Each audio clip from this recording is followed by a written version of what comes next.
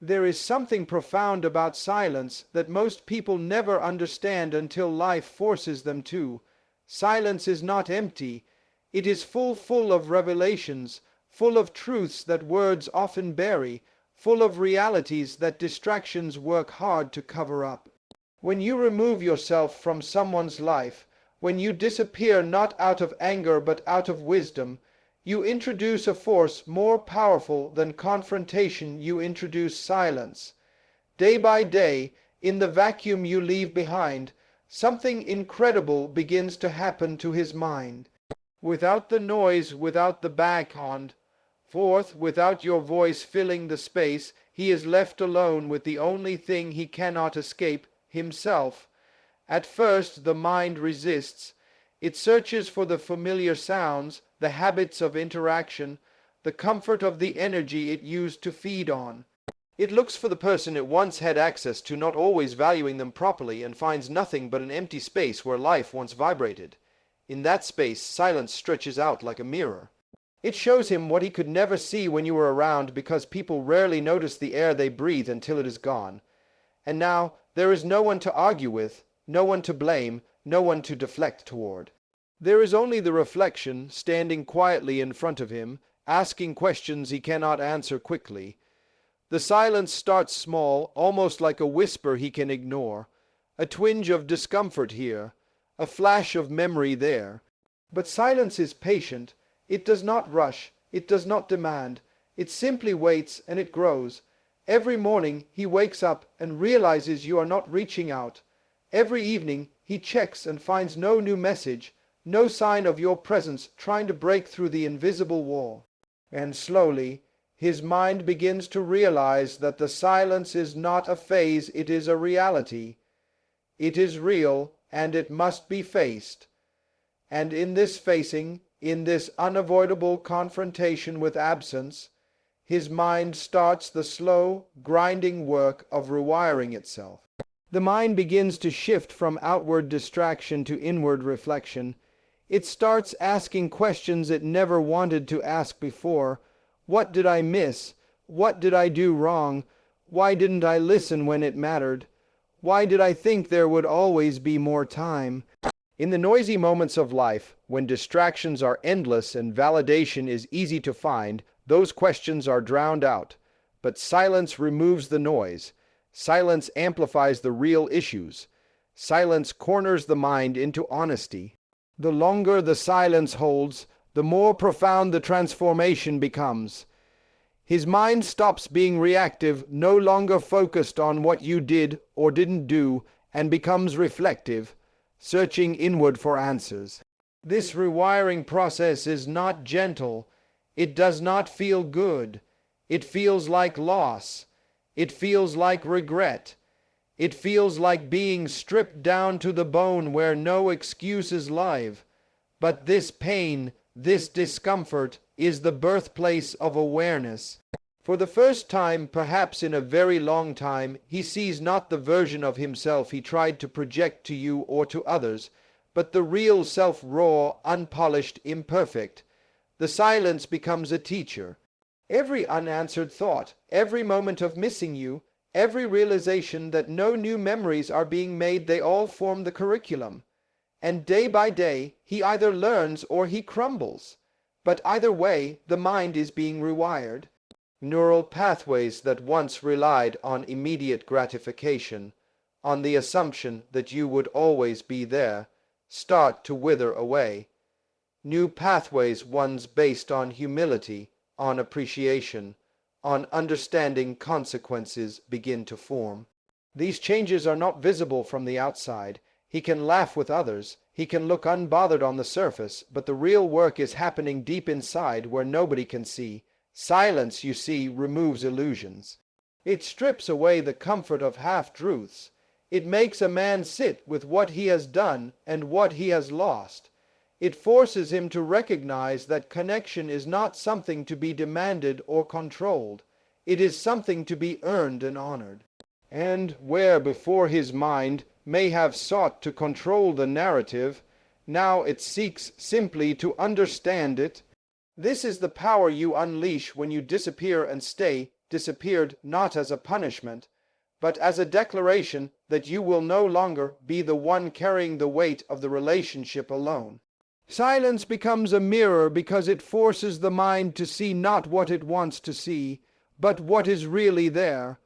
All the justifications fall away, all the excuses run out, and what remains is the truth, unedited and undeniable. In that mirror, day after day, he sees the space you once filled not just physically, but emotionally, spiritually, energetically. He sees the conversations that will never be finished. He feels the support that is no longer freely given. He recognizes the loyalty that was once his to cherish, now gone, and he begins to understand, in a way that no argument, no explanation, no plea ever could have taught him, that presence is not promise. Love is not owed. Loyalty is not endless when it is abused. The silence works in layers. What begins as confusion turns into sadness. What sadness leaves behind becomes realization. What realization uncovers becomes regret. And out of regret, if the mind is willing, can grow a rare and powerful thing, transformation. Not everyone gets there. Some resist. Some run from the mirror. Some distract themselves endlessly to avoid the truth. But the ones who face it, the ones who sit in the silence long enough to see clearly, are changed forever. Would you like me to continue directly with key point 2 next, in the same style? When someone disappears from your life, especially someone who carried real energy, real love, real presence, the mind does not immediately recognize the depth of the loss. At first, it tries to fill the gap with habits, with busyness, with other people, with mindless activity that numbs rather than heals. But none of those things can truly replace a soul that once stood consistently in your life. And so, day by day, absence does something that presence rarely can. It awakens a deeper kind of awareness, not the shallow awareness of the surface mind that notices when someone texts or calls. No, it stirs the soul's awareness, the awareness that feels, senses, and regrets. Absence forces reflection where comfort once ruled. When a person is constantly available, constantly giving, the human mind tends to drift into entitlement. It stops noticing the small things, the encouragement given without being asked, the patience extended during moments of weakness, the loyalty offered without condition. Presence becomes expected, like background noise always there, always accessible. But when the source of that comfort removes itself, the mind is startled into paying attention. Suddenly the small things loom large.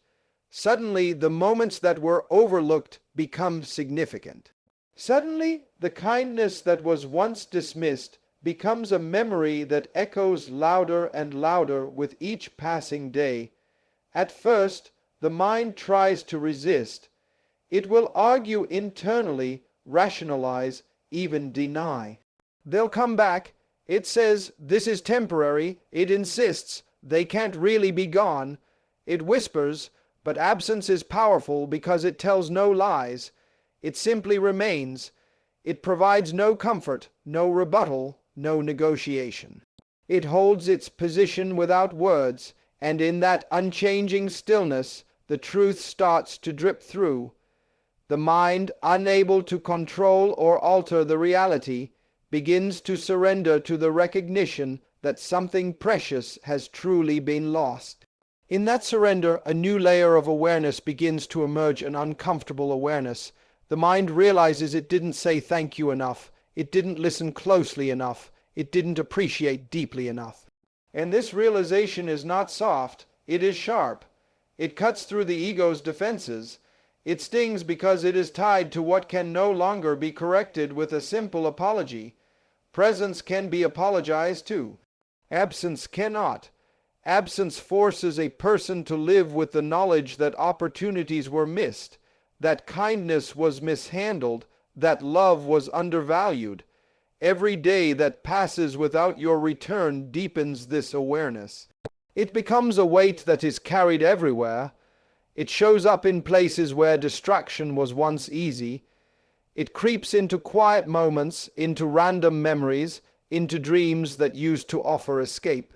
The absence becomes not just something he notices, it becomes something he feels, something that follows him even in the busiest moments. And that is where true change begins to take root, not in the loud proclamations of regret, but in the silent, private battles no one else can see. This is why your disappearance matters. This is why holding your ground matters. It's not about causing pain for the sake of pride. It's about allowing the space necessary for genuine awareness to bloom. It's about giving silence enough time to do the work that conversation and confrontation could never accomplish. Words can be debated, but absence is undeniable. It doesn't ask for attention, it demands it by its very nature. It pulls focus in a way that nothing else can, because the human heart is hardwired to recognize emptiness once it's experienced. Day by day, that recognition grows. He starts to see that the presence he once treated casually was in fact a gift. A gift not everyone is blessed to receive. He starts to understand that the loyalty he once assumed was guaranteed was actually a rare offering from a strong soul who chose, day after day, to pour into him without demand. And that awareness, painful, raw, and undeniable, begins to carve itself into his thinking. He may try to mask it. He may pretend outwardly that everything is as it should be. He may even engage in temporary distractions to avoid the sting of realization. But the truth follows him. The truth waits in the quiet moments, in the pauses between conversations, in the emptiness he feels even in a crowded room. The truth becomes a companion he did not choose but cannot escape. It reminds him, over and over, of the presence that once illuminated his world, and now exists only as a memory he cannot touch, cannot repair, cannot replace. This process does not happen overnight. It unfolds slowly, sometimes painfully so. The first cracks in the armor are small and unexpected wave of sadness, a fleeting memory that interrupts a happy moment, a name that stings when mentioned, but cracks deepen.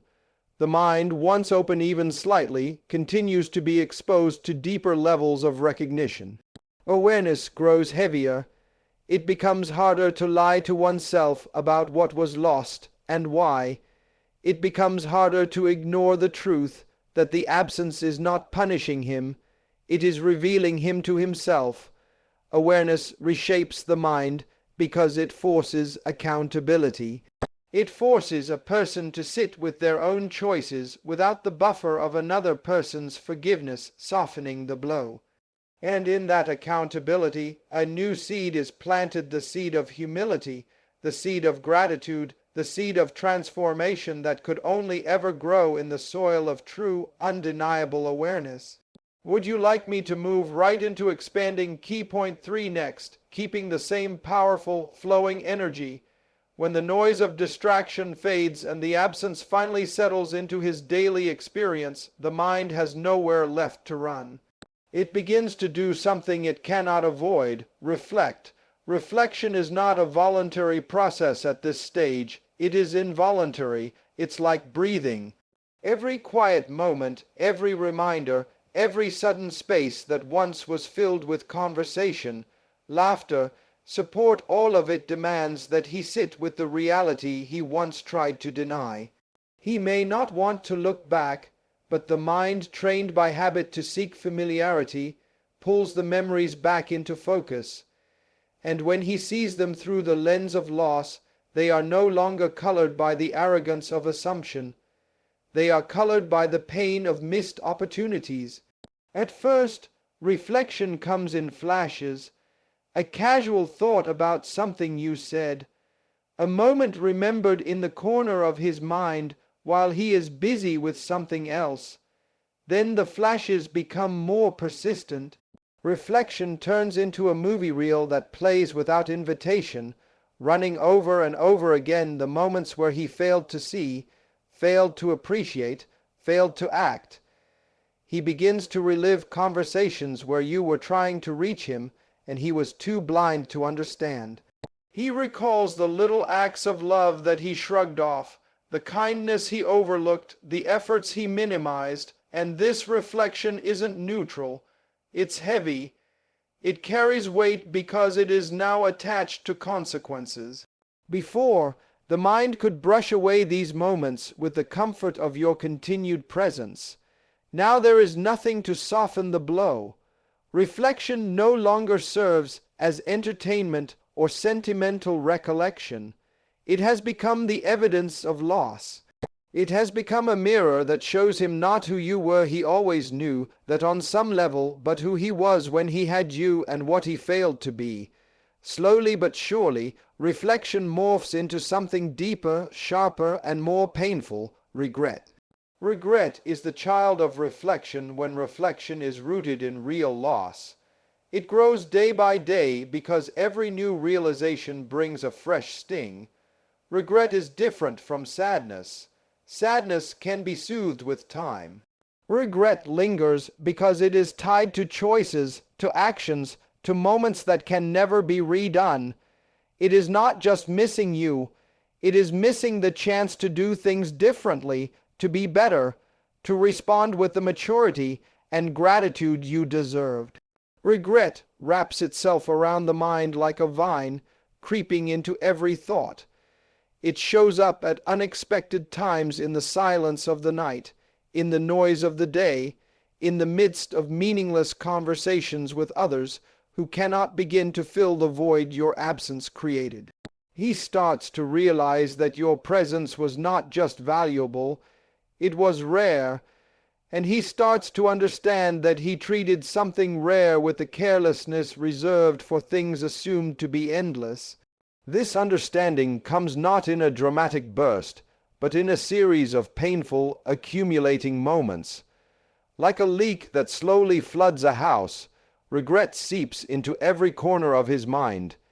It changes the flavor of his memories. What were once casual recollections of ordinary days together now carry a bitter aftertaste. What was once taken for granted becomes a source of aching. His mind starts to rewrite the story, not because it has changed, but because he finally sees it for what it was. He remembers your patience and regrets testing it. He remembers your loyalty and regrets doubting it. He remembers your presence and regrets expecting it. Reflection sharpens into regret because it strips away the self-protective narratives the mind once clung to. There are no justifications that soothe the pain now. Excuses feel hollow even when no one else is there to hear them. He knows deep within himself that he could have done better, been better, seen you clearer, honored you louder. And now that chance is not guaranteed to return, the mind, once so busy avoiding these thoughts, now builds its days around them. Regret becomes part of his waking hours, a silent companion that walks beside him whether he acknowledges it or not. It informs his moods, his actions, his interactions with others. It makes him quieter, less certain, less arrogant. It humbles him in ways that no outside criticism could ever achieve because it is self-inflicted, born from the undeniable evidence of memory and the irreversible reality of your absence. There is a particular cruelty to regret because it does not need an audience. No one else needs to see it for it to do its work. It operates internally, privately, tearing down the false images he once had of himself. It forces a confrontation not with you, but with himself, the self he was when he had you, the self he allowed to take your value for granted. Regret turns the silence you left behind into a teacher, one far harsher and more relentless than any words could ever be. And the more he tries to run from it, the more it follows him because it lives inside him now, part of his internal landscape, shaping his thoughts whether he wants it to or not. Would you like me to continue straight into key point 4 next, with the same rich, long style? There comes a point in the journey of silence when reflection and regret have done their work so thoroughly that the ego can no longer maintain its illusions. The ego that once, proud architect of excuses, defenses, and rationalizations, starts to weaken under the undeniable weight of reality. It is not a swift collapse. The ego is stubborn. It resists with all its might, clinging to the comfortable lies it has woven over time, lies about invincibility, about being right, about being above loss. But silence has a way of applying pressure in places that were previously ignored. It exposes the cracks that were always there, just hidden beneath noise and distractions. At first, he will try to reinforce the walls. He will tell himself it wasn't his fault. He will reach for anger, for blame, for narratives that paint him as the victim of your absence rather than the cause. These efforts might work temporarily, giving him small bursts of misplaced righteousness. But the silence is unrelenting. It doesn't argue. It doesn't need to defend itself. It simply sits there, heavy, present, undeniable. And over time, it strips away the falsehoods the ego tries to use as armor. Without the validation of your attention, your kindness, your presence to prop him up, the ego cannot feed itself. The mirror of your love that once reflected an idealized version of him is gone, and now he is left to face his real self without filters. Every day that you are not there, he becomes more aware of how much of his identity was built on external validation. He realizes that the strength he thought he had was often borrowed from the way you saw him, the way you believed in him, the way you showed up even when he didn't deserve it. The ego begins to crumble because it can no longer deny that it was fragile to begin with. The realization that he took you for granted is no longer just a passing thought, it becomes a fact, etched into his daily experience. And facts have a way of burning through the lies we tell ourselves. With every passing day, he becomes less certain of the stories he used to believe about himself. The certainty he once wore like a shield becomes riddled with holes. Doubt creeps in, humility, the virtue he once dismissed as weakness, starts to rise from the rubble of his crumbling ego. It is in this breakdown that a kind of raw honesty begins to emerge. He starts to see himself not as he wished to be, not as he pretended to be, but as he truly is. And that sight is not easy. It is humbling to realize that pride cost him something irreplaceable. It is humbling to admit that stubbornness dressed up as strength was actually fear.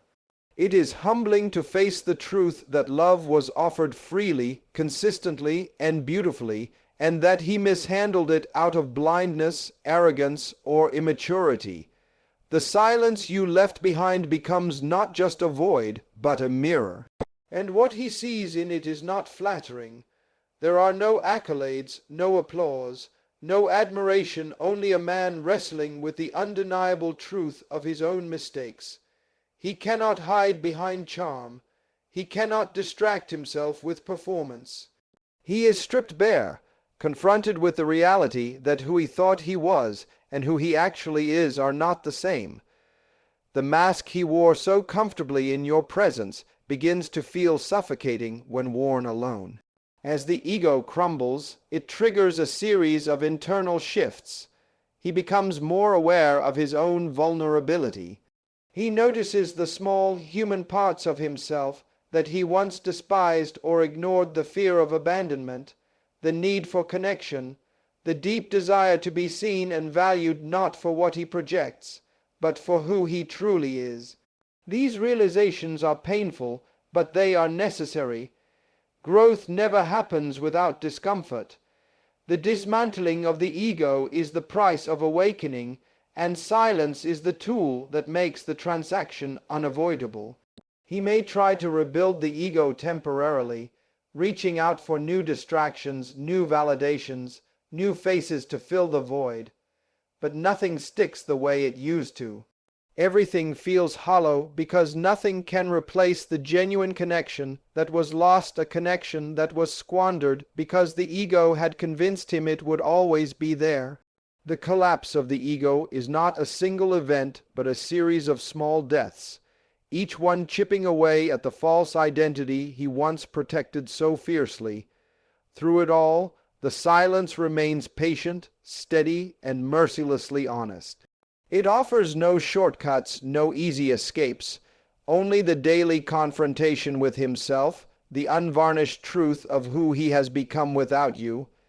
And with every passing day, as the ego loses its grip, the possibility of true transformation grows a little stronger. Not because he wants to impress you or win you back, those are ego-driven motives, but because in the absence of the noise, in the loneliness of real introspection, he begins to understand that who he was is not enough. That the man who allowed love to slip through his fingers must give way to a man who can recognize and honor it, if he is ever blessed enough to experience it again. Would you like me to continue with key point 5 next in the same powerful and long style? In the long stretches of silence, once the ego starts to crumble and the illusions fall away, something remarkable happens beneath the surface. Emotional rewiring begins slowly, quietly, and without fanfare. It doesn't announce itself with fireworks or dramatic moments. Instead, it creeps in during the ordinary minutes of his life. The mornings when he wakes up and feels a hollow ache he can't explain. The afternoons when a song or a memory flashes by and punches the air from his lungs.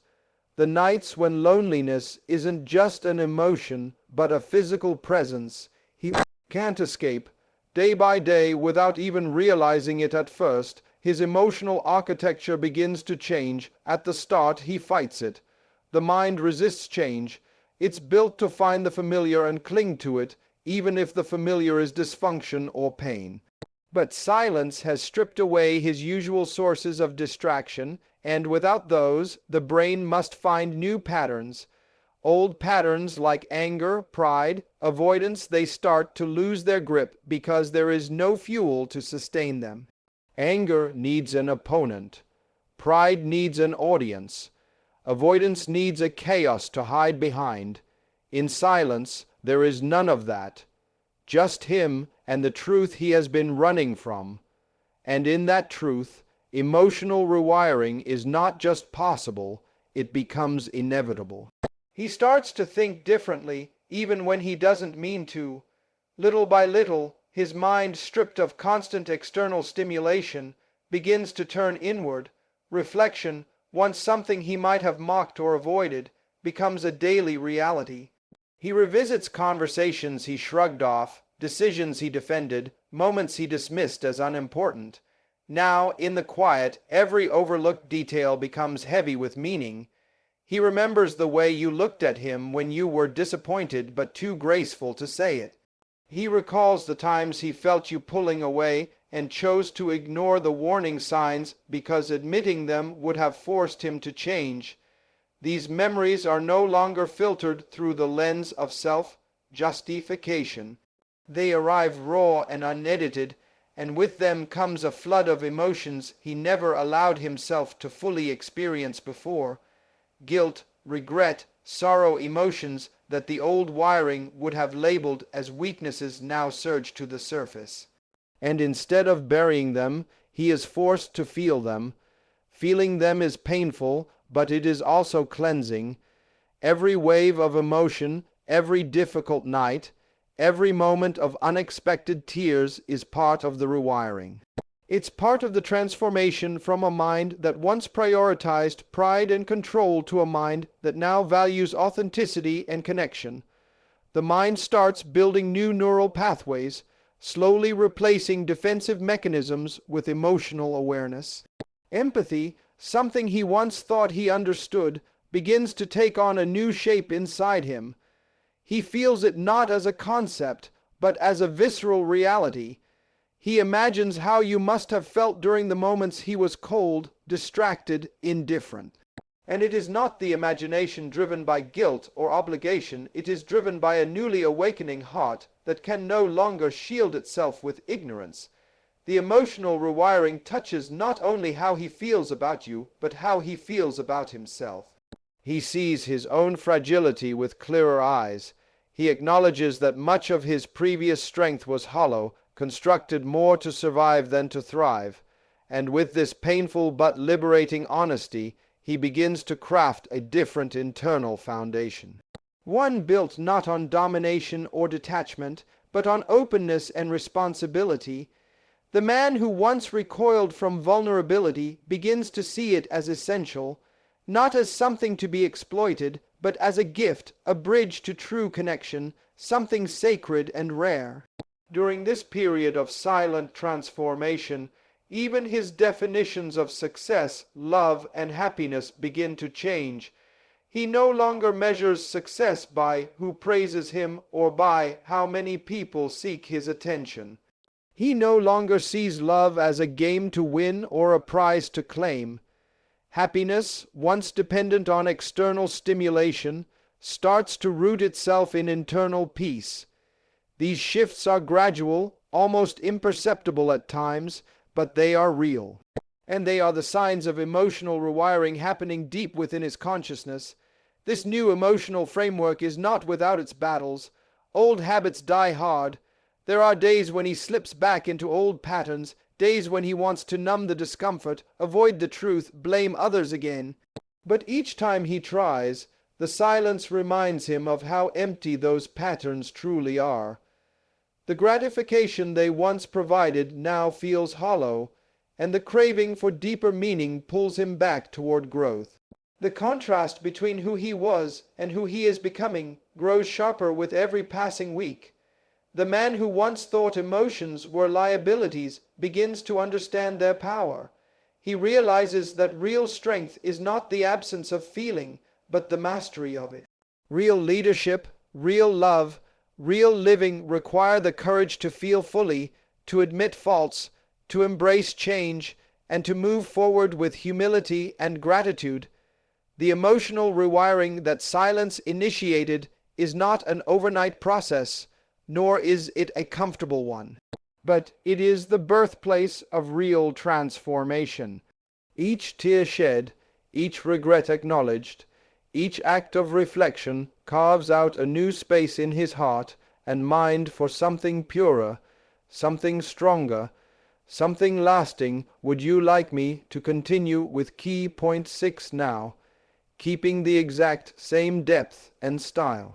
As the silence continues its work, the final phase of this transformation begins to take shape, subtle yet profound.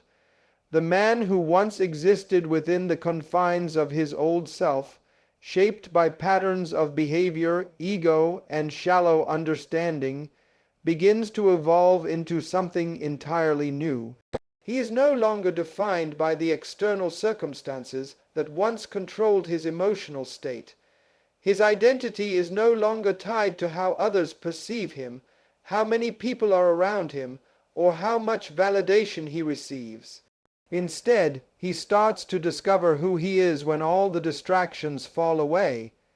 And it is in this quiet space, where nothing is certain and everything feels raw, that he begins to forge the most important relationship of all, the relationship with himself.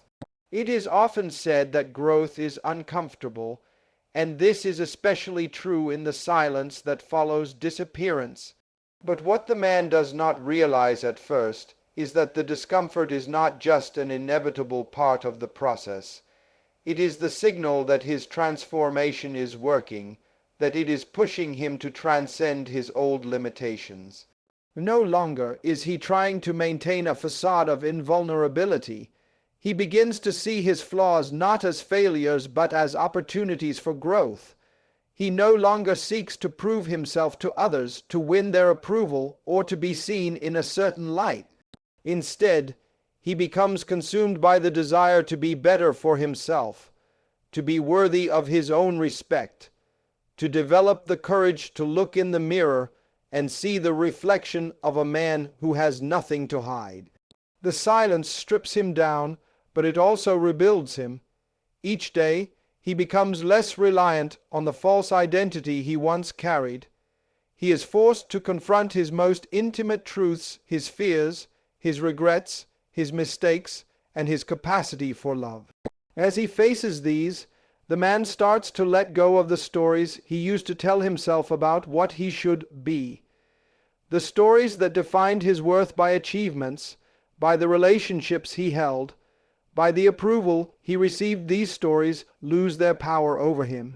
They start to fade like smoke in the air, leaving behind a clarity he had never experienced before. In this newfound clarity, he begins to see the world around him differently.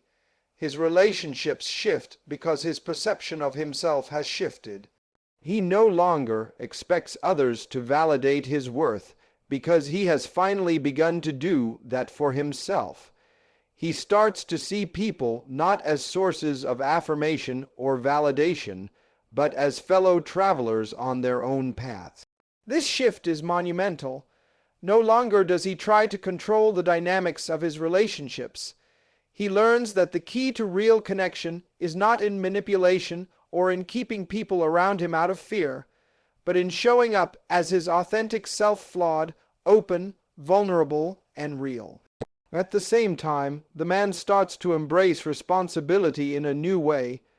Whereas before he may have blamed others for his struggles or viewed himself as a victim of circumstances, he now sees that everything he experiences, both good and bad, is a result of his choices. The power to change his life lies within him, not in anyone else. This realization is liberating. For the first time, he understands that he is the author of his own story, that he has the power to create a life that is aligned with his values, desires, and dreams. His self-worth is no longer determined by how others perceive him, but by his own inner alignment with who he truly is. The emotional rewiring that started earlier is now complete. He feels emotions deeply, but he is no longer ruled by them. Where once anger, pride, or guilt would have dictated his responses, now there is an internal steadiness, a groundedness that allows him to move through the world with calm assurance. He can face conflict without the need to defend himself. He can accept responsibility without the burden of shame. He can love without fear, without the need to control or possess, and without the constant need for validation. In essence, he has become free from the chains of his past, from the patterns of thinking and acting that once governed his life. But perhaps the most significant change of all is that he becomes comfortable in his own skin. Where once there was a man trying desperately to be seen, trying to impress, trying to escape his inner turmoil, there is now a man who knows he is enough just as he is. He no longer seeks to fit into a mold or meet an arbitrary set of standards. Instead, he embraces his individuality, his quirks, his flaws, and his strengths. He knows that he is a work in progress, but that's okay. He understands that transformation is not a destination but a journey, and he is no longer running from it. In this transformation, the old version of him that once lived in a constant state of reaction, driven by external forces, begins to fade. He becomes someone who chooses how he responds to life. Instead of being reactive to the world, he becomes proactive, creating his own experiences. No longer does he feel lost or unsure. The man who was once filled with self-doubt, seeking validation from outside sources, has now learned to validate himself. The silence that once felt like a void now feels like a sanctuary, a place of reflection, renewal, and deep personal power. This is the new self, a man who is no longer bound by the past, no longer defined by his mistakes, no longer waiting for approval from others. He is free, authentic, and whole. He has finally discovered the truth that in disappearing from the noise, from the distractions, and from the toxic patterns that once controlled him, he has found the most important thing of all, himself.